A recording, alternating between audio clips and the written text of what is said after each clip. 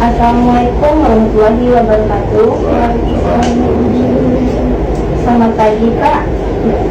Selamat pagi Pak. Sebelumnya saya di sini mengucapkan terima kasih kepada Bapak yang telah bersedia hadir pada acara wawancara kami. Pada kesempatan ini kami akan melakukan wawancara untuk mempelajari informasi terkait topik kriminologi yang akan kami bahas.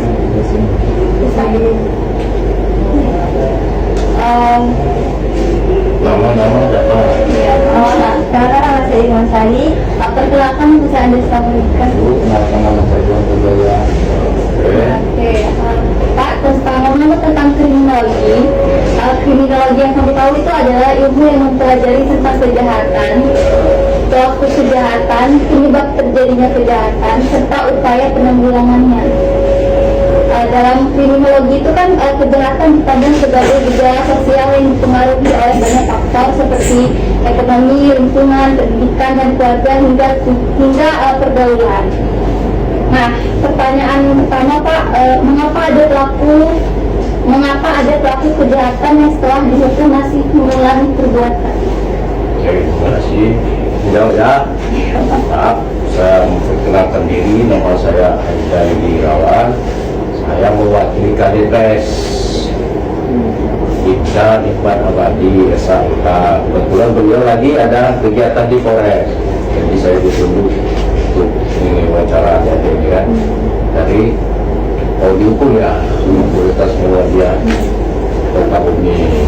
Terima kasih. Dari pertanyaan mengapa ada pelaku kejahatan yang setelah dihukum masih mengulangi perbuatannya, gitu ya? Nah, kita lihat dulu permasalahannya apa. Tetap dengan apa tadi tuh? Ilmu mempelajari tentang kejahatan. Nah, beda kan?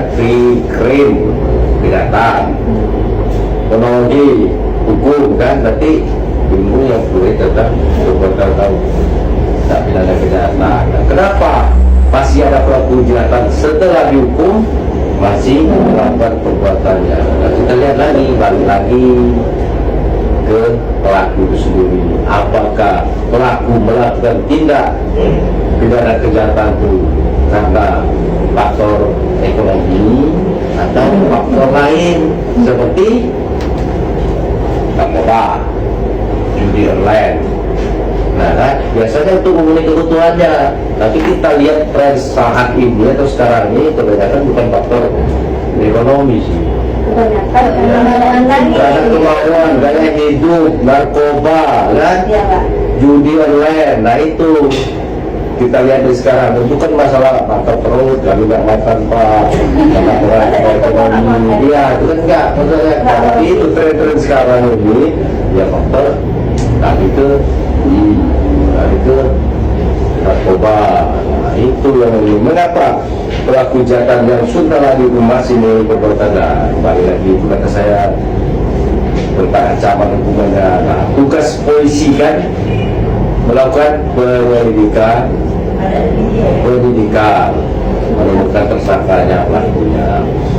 Nah, setelah dilakukan dapat apa, dilengkapi berkas, diajukan ke kejaksaan. Jaksa lah yang melakukan penuntutan di pengadilan negeri. Nah, balik lagi kalau sudah diputus sama hakim ya terdakwa kan masuk ke lembaga pemasyarakatan. Nah, namanya kan lembaga pemasyarakatan. Itu kan para napi itu narapidana itu dibina, namanya lembaga pembinaan kan. Nah, supaya kita melakukan perbuatannya, dikasihlah pencerahan lah di lapas sana. Karena itu kan baik lagi ke individunya. Mungkin pihak dari lapas pernah menyampaikan bagi kepada individu masing-masing sudah dikasih beri hukuman tetap mengulangi lagi. Makanya itu perbuatan berulang yang namanya apa tadi?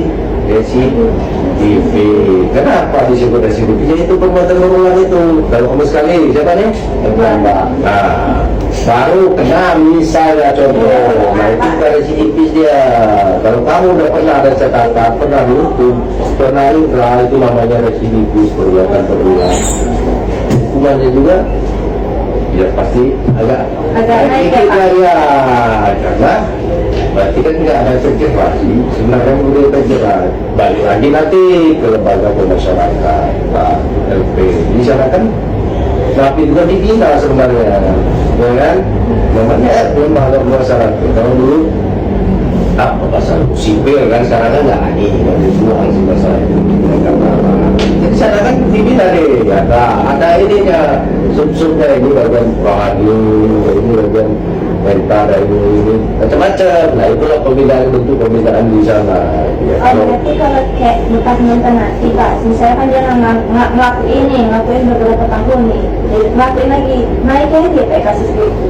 Apa bukan yang naik, itu ininya maksudnya apa sih? nambah hukumannya karena dilihat lagi tadi itu residivis perbuatan berulang orang itu sudah. Kalau beda kasus Pak, misalnya beda Tidak masalah, namanya residivis itu pendidikan terpalu oleh pengadilan negeri oleh hakim. Walaupun kamu kasus Ya, misalnya narkoba atau kasus itu penganiayaan, pada saat kamu dia tertangkap kasus maling, pencurian, tadi lihat ada catatannya. Sekarang kan sistem online nih, semuanya terakhir ya, terdeteksi di sistem aplikasi. Yang ketiganya nambah, ini keluar tahun berapa, kasus berapa, nah, itu putusan berapa, putusan tahun berapa, nah, kasus kamu apa, di sana kan sudah terdata. Jadi itu namanya perbuatan berulang. Ya kalau dia mengapa mengenai perbuatannya, baik lagi ke masing-masing sih. Walaupun kita nyaranin itu balik lagi karakteristik masing-masing. karena nggak bakal dulu kalau ada yang ibu gitu Iya. dulu Pak. Nah itu terus lagi. Selanjutnya, apa saja Pak faktor utama yang menyebabkan seseorang menjadi residivis atau pelaku kejahatan berulang? Nah balik lagi kan pertanyaan kamu tadi yang saya ini ya kan. Sudah cari jawaban ya kan, kenapa?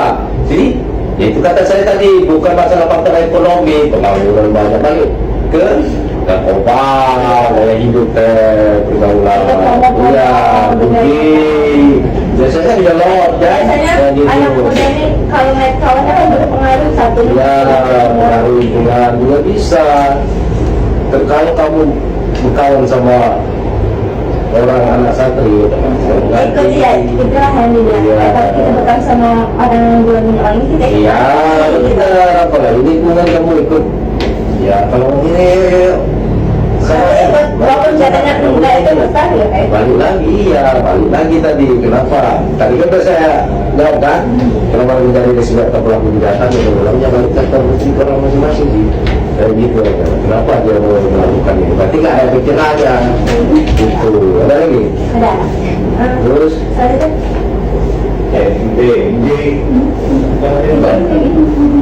lingkungan. Iya, lingkungan sosial. Bagaimana upaya kepolisian kita pelaku agar tidak mengulang kejahatan? Apakah pembinaan terhadap pelaku kriminal saat ini sudah efektif menurut Bapak? kalau bagaimana upaya kepolisian, kalau polisi mencegah terjadi tindak pidana, saat ini lakukan patroli oleh piket. Patroli ini piket, ada piket Polres, Kapolsek, jam-jam awal, tempat awal itu kita terus babi juga, karena ada babi yang dikmas nih, itu kan selalu mengimbau keluarga ataupun lurah untuk meningkatkan fiskal lingkungan, apalagi itu mencegah terjadi tindak pidana itu. Bagaimana ada Banyak yang polisi-polisi kayak mulai ini ya Pak, mengingatkan masyarakat yang kalau ada kayak misalnya Ya. kejahatan melapor ke nomor 101 ya Pak? ya mulai itu kan ada, kalau melihat atau mendengar ada terjadi peristiwa pidana, Iya. ya hanya buat satu kosong. Iya, soalnya saya pernah di samping gitu, pas saya main sepedaan di stadion. Nah, polisi itu apa ya? 6 atau 7 ya. Itu nanya barang-barang. Iya. Tanya, katanya kalau kamu orang ada sesuatu kasus ataupun misalnya kamu orang lihat tuh entah dia itu perampokan atau semua, tinggal hubungi nomor itu aja. Ya hubungi nomor 110 gratis ya. Yang lama itu ya petugas kan tersambung. Iya, dia ngomong katanya, tapi jangan itu kata dia. Ya karena data Nama ibu kamu itu sampai kan nama ketahuan. posisi lokasi kamu tuh sudah data, kamu lapor di sini. Nah, Pas nelpon itu ketahuan kan? iya.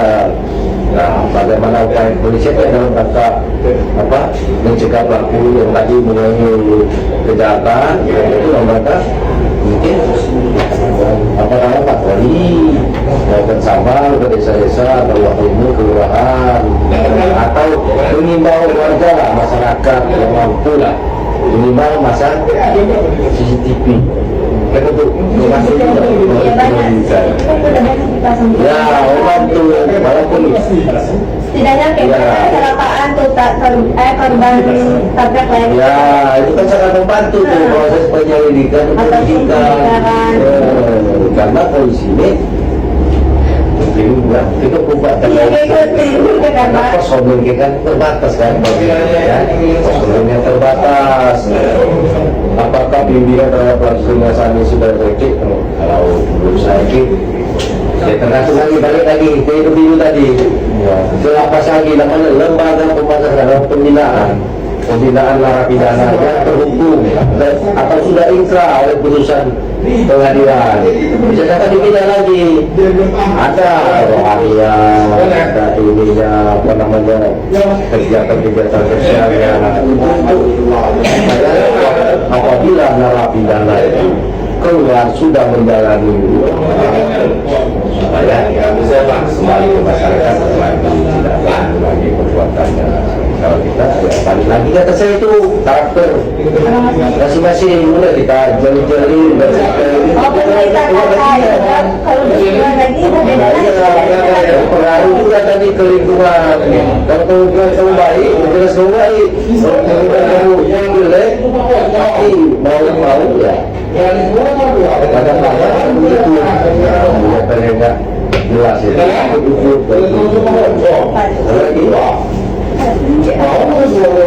Pak, apakah perkembangan media sosial juga mempengaruhi meningkatnya tindak kejahatan? kalau media sosial itu merasa membantu dalam pencegahan karena kenapa?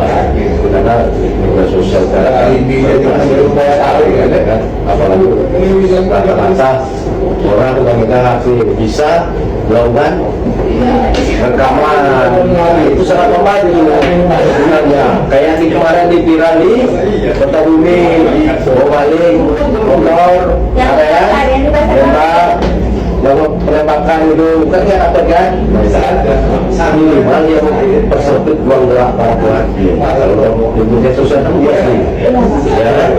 Media sosial dan belum bisa diakses semua kawanan dan minimal pelaku kan kalau udah dunia kan, sudah ada ruang gerak yang ada di mana tampau nih wajah saya kejadian saya ya sudah rasa media sosial membantu dalam hal kita kejadian tidak ya bagus itu boleh kan sama video sangat membantu sih ya katakan misalnya ada kejadian ini sehingga merespon juga ya seperti itu ada lagi. Ada saran terakhirnya Pak, apa pesan Bapak kepada masyarakat khususnya anak-anak muda terkait bahayanya tindak kriminal? Kalau pesan saya sih gampang aja sih, dalam hal atau keluar jangan terlalu mencolok perhiasan, gadis-gadis jangan keluar pada jam-jam rawan. Kalau memarkir kendaraan memang pakai kunci ganda. Kalau untuk pesan-pesan mahasiswa ya belajar lagi, apalagi sekarang kan udah canggih nih, bisa searching namanya dulu siapa tahu. Iya, kalau kamu orang ini ada mau jadi pengacara, advokat atau apa, silakan baru lagi nih baru karena hukum juga luas. Tambah banyak pembelajar ya bagus kayak itu. Kalau masyarakat sih pesannya ya tadi itu agar supaya membantu pihak Indonesia dalam mereka ke depan agar bebas di lingkungan masing-masing minimal sistem tadi minimal masa CCTV lah untuk membantu bagi yang mampu dan sangat membantu ya kan di tempat-tempat umum ya terjadi kejahatan ya itulah petunjuk awal kita memotong proses kita ya itu sangat membantu itu aja. Baik Pak, mungkin itu saja yang saya tanyai ke Bapak. Kami ucapkan banyak terima kasih atas waktu dan informasi terkait kriminologi kepada kami semua kawan saya yang dapat memberikan manfaat dan menambah pemahaman kami dan buat yang lainnya. Terima kasih. Itu adik-adik, saya mohon maaf kalau ada salah kata anak saya kurang pas, namanya saya berada ya.